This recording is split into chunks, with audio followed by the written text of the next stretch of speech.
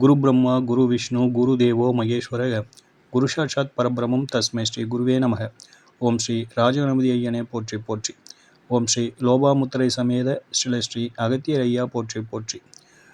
குரு அருள் astro முத்து உங்களோடு. அனைவருக்கும் வணக்கம். குரு அருள் ஆஸ்ட்ரோ டிவி தங்களை வரவேற்கிறது. இன்றைய பதிவில் வெற்றிகள் தரும் நட்சத்திரங்கள் அப்படிங்கிற வரிசையில் மிருகசீரிஷம் நட்சத்திரத்தின் குறியீடுகளை பார்த்து இருக்கின்றோம். இந்த குறியீடுகள் அப்படிங்கிறது ரொம்ப ரொம்ப நாம் எளிமையாக பயன்படுத்தி நம்மளுடைய வாழ்க்கையில் ஒரு சக்ஸஸ் பர்சனாக திகழ்வதற்கு பெரிதும் உதவுகின்றது அப்படிங்கிறத பார்த்துக்கோங்க. அதனால் கொடுக்கப்படும் இந்த 13 விஷயங்களில் எத்தனை விஷயங்களாக, அதாவது எண்ணிக்கையில் கூடுதலாக உங்களால் தொடர்ந்து உபயோகித்து வர முடியும் அப்படிங்கிறது பார்த்துக்கோங்க. எந்த அளவுக்கு நீங்கள் ஒரு கூடுதலான எண்ணிக்கையில் முடிந்த அளவுக்கு கொடுக்கப்பட்ட இருக்கிறதுல அனைத்தையும் ஃபாலோ பண்ணுறதுக்கு முயற்சி செய்யுங்கள். ஒரு சில நேரங்களில் நம்மளால் சில விஷயங்களை ஃபாலோ பண்ண முடியாது. அப்படிங்கிற பட்சத்தில் குறைந்தபட்சம் ஒரு 3-4 விஷயங்களையாவது இந்த குறியீடுகளை தொடர்ந்து பயன்படுத்துங்க அப்படிங்கிறது தான் நம்மளுடைய வலியுறுத்தல். சரிங்களா? ஸோ இதை தொடர்ந்து பயன்படுத்தி உங்கள் லைஃப்பில் ஒரு நல்ல ஒரு சக்ஸஸ் பர்சனாக வரணும் அப்படிங்கிறது நம்மளுடைய மிகப்பெரிய எதிர்பார்ப்பு. வாங்க இன்றைய நட்சத்திரத்தின் குறியீடுகளை பார்ப்போம்.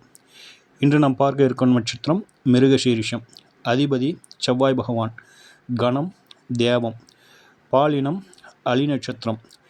உருவம் மானின் தலை போன்றதுங்க. மிருகம் பெண் சாரை. பறவை கோழி. விருட்சம் கருங்காலி. தேவதை சந்திர பகவான். அதிதேவதை சந்திர பகவான். இப்போது மேலே ஒரு 6 விஷயங்களை சொல்லியிருக்கோம். சரிங்களா? அந்த 6 விஷயங்களை எப்படியெல்லாம் நம்ம உபயோகித்து லைஃப்பில் சக்ஸஸ் ஆகலாம் அப்படிங்கிற மாதிரி பார்ப்போம். இப்போது உருவம் அப்படின்னு சொல்லிட்டு கொடுத்துருக்கோம். மானின் தலை.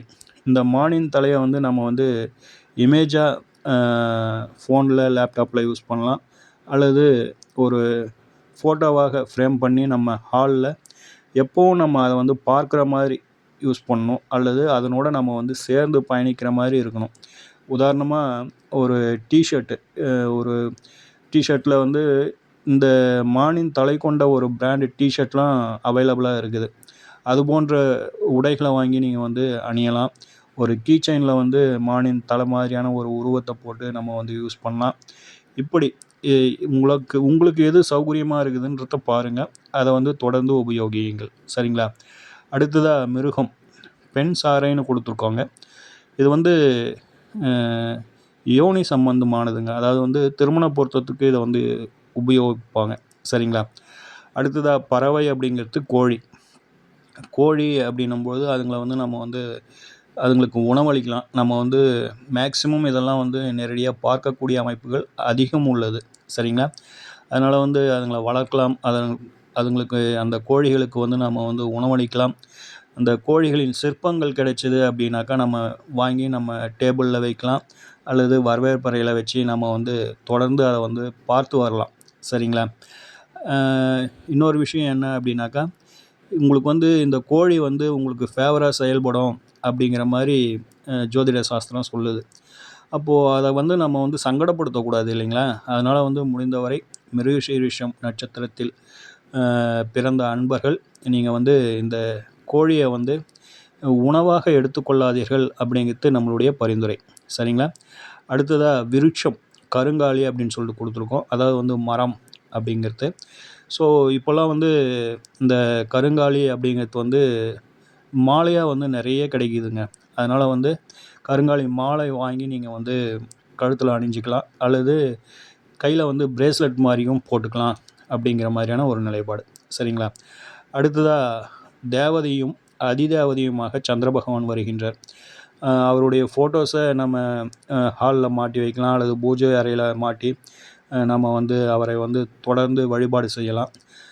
அடுத்ததாக பௌர்ணமி தினங்களில் கிரிவலம் வரலாம்.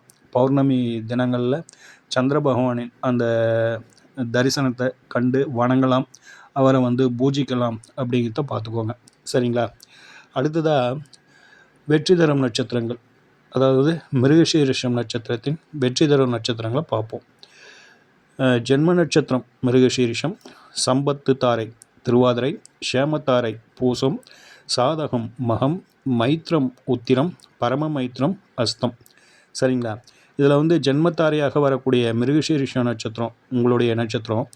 இது ஒரு 50% நன்மையும் ஒரு 50% தீமையும் கொடுக்கக்கூடிய ஒரு நட்சத்திரம் தாங்க. அதனால் அதாவது ஜோதிட சாஸ்திரம் என்ன சொல்லுது அப்படின்னாக்கா, இந்த ஜென்மத்தாரை நட்சத்திரத்தை பொறுத்தவரையிலும் ஒரு சில செயல்களை செய்யக்கூடாது அப்படிங்கிற ஒரு விதியே உண்டு. உங்கள் எல்லோருக்கும் இது தெரிஞ்சிருக்கும் இல்லைங்களா? அதனால் இந்த நட்சத்திரத்தை பொறுத்தவரையிலும் ஒரு ஆலய வழிபாடுகள் செய்வதற்கு மிக சிறந்த நட்சத்திரம் அப்படிங்கிறத பார்த்துக்கோங்க. சம்பத்து நட்சத்திரம் அப்படிங்கிறது பொருளாதார வரவுகளுக்கு, பண வரவுகளுக்கு ஒரு சிறப்பான நட்சத்திரம்.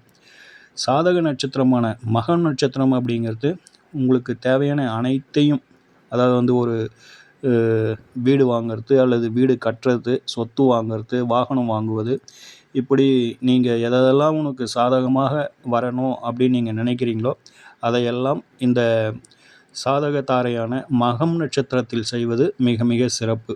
ஆக இந்த திருவாதிரை, பூசம், மகம், உத்திரம், அஸ்தம் இந்த 5 நட்சத்திரங்கள் உங்களுக்கு ரொம்ப ஃபேவராக செயல்படும் அப்படிங்கிறத மறந்துடாதீங்க.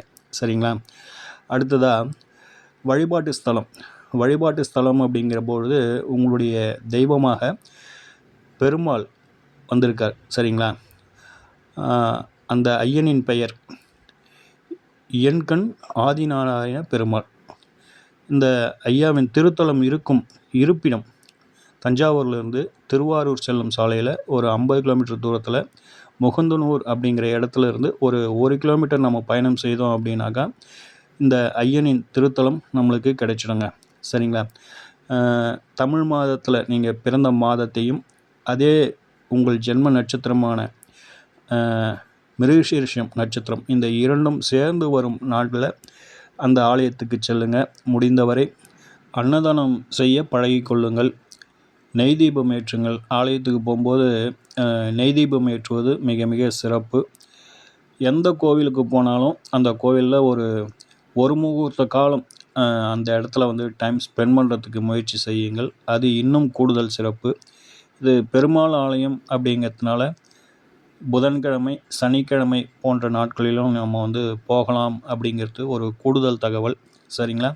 இப்போது சொல்லப்பட்ட இந்த அத்தனை குறியீடுகளையும் பயன்படுத்தி உங்கள் வாழ்க்கையில் ஒரு சக்ஸஸ் பர்சனாக நீங்கள் வலம் வரணும் அப்படிங்கிற நாம் மனதார வாழ்த்துகிறோம்.